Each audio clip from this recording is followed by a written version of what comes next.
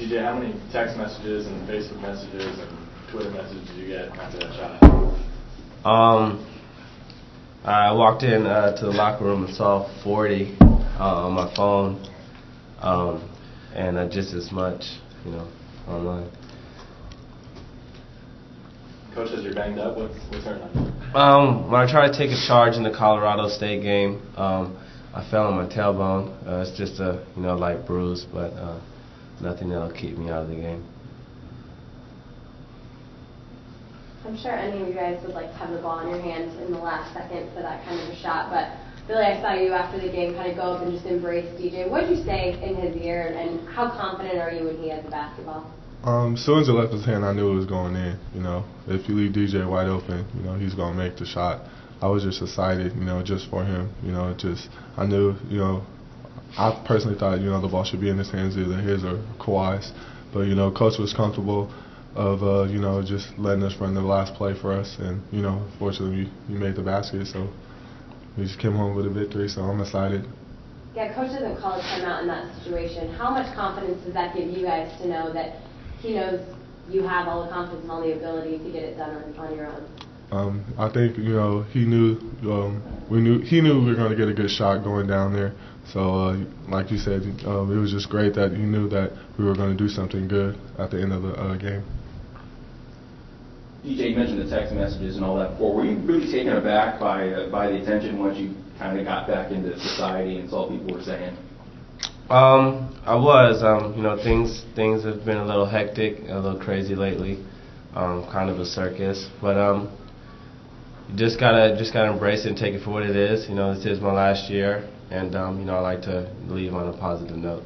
Were you looking for the timeout there, or were you already saying, I didn't want the timeout even if Steve was about to call it? Did you? I did not want the timeout. I did not want the timeout. I saw the ball go through the net, and I ran straight to it to make sure it was in my hands. In my head, I was wondering if Coach was going to call a timeout. I'm happy he did it, but I definitely didn't want him to call it. So when you got that ball, did you already know you were going to take that last shot, or were you prepared to dish it?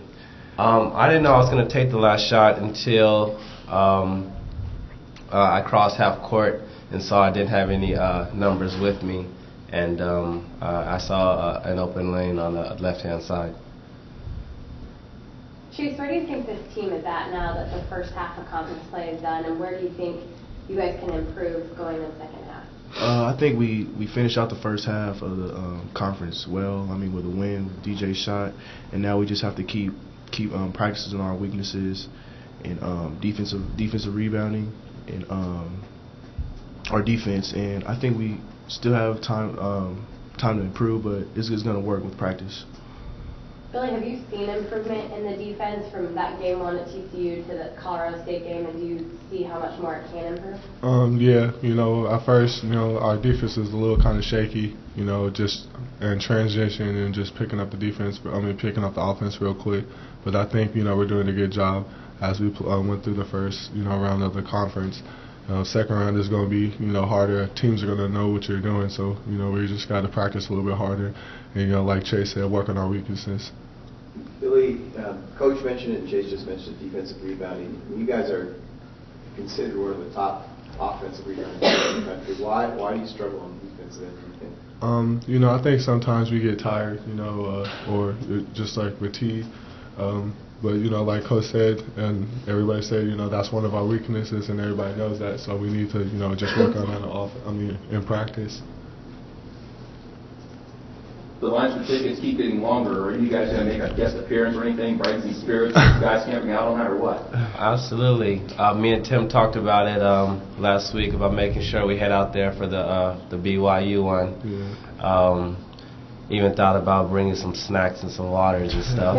But it's fun. And I almost went out with my roommates and camped out for the TCU one. But, needed the extra sleep. How does it feel now to know that there are people lining up, hours before they need to get tickets to see you guys play?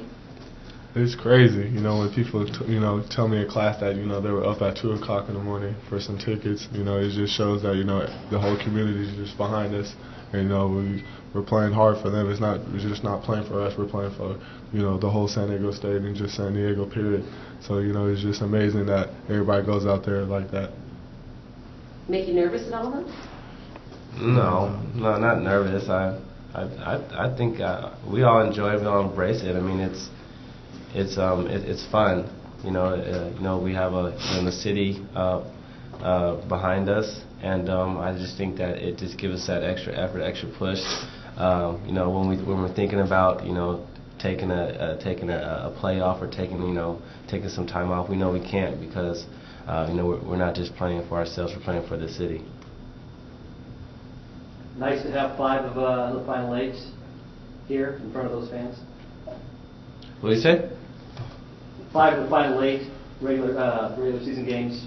Getting to play in front of those fans 5 times. How comforting, how nice is that? Oh, it's very nice. I mean, playing on the road is extremely hard, and it's nice to get those 5 away games, you know, over with. But to end in league with 5 home games is definitely going to play to our benefit.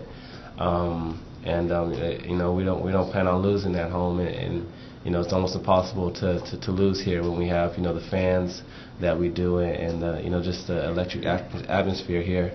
But it's very nice to have, you know, 5 home games on the last stretch. Does the rankings still matter to you guys with all the shifting and all the teams in the top 25 and, you know, a lot of losses lately? Are you guys still pay attention to that, or is it, you know, hey, you guys, you know, they lost to BYU, now you kind of, it's off your shoulders now, it's just, hey, let's just focus on playing every game now here, or still pay attention to that at all? No, yeah, I mean, I don't think we pay attention to it at all.